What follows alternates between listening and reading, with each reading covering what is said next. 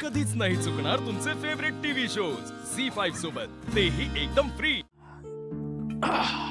ठीक आहेस ना तू? हो. वरद बळा बाहेर जा जरा खेळायला.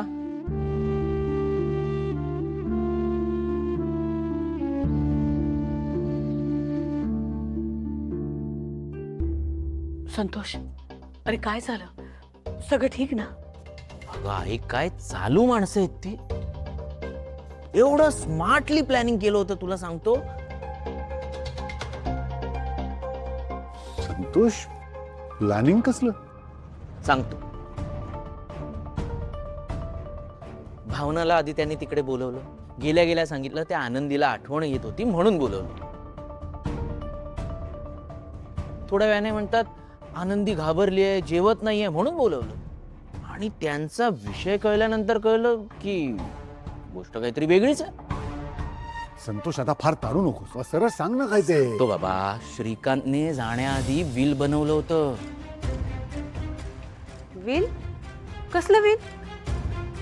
कसलं विल काय? प्रॉपर्टीच्या संदर्भात असतं विल, अजून कसलं असतं?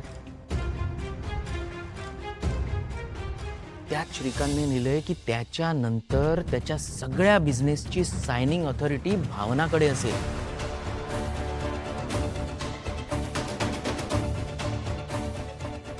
आणि याला कोणी अपोज करू शकत नाही. आता जर का भावनाने मनात आणलं ना आई बाबा, तर आपले थोडे थोडके नाही सगळे प्रॉब्लेम सॉल्व्ह होतील.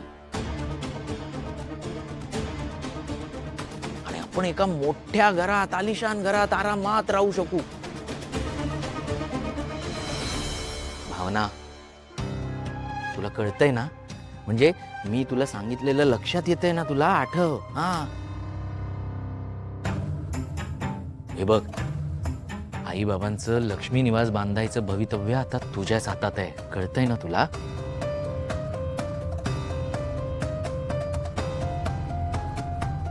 मी सांगितलेलं लक्षात आहे ना? तू थांब रे जरा, मी बोलतोय.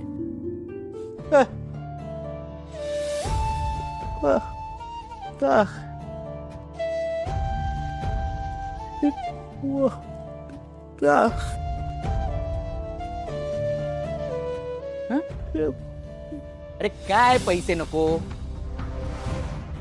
तू कशाला मध्ये बोलतोयस? कोण आहेस तू?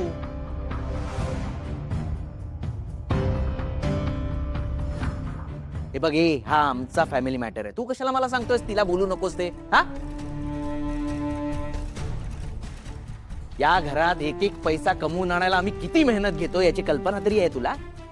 तुला काय रे, नुसतं आयतं बसून खायचंय, नुसतं खायचंय झोपायचंय, खायचंय झोपायचंय, बाकी काय करता येतं? फुकटचं खातोय. फुकटचं खायला लाज नाही वाटत तुला? संतोष, पुढे झाला आता. विसरू नकोस, व्यंकी मोठा भाऊ आहे तुझा. झी5 ॲप डाउनलोड करा आणि पहा सर्व एपिसोड्स एकदम फ्री.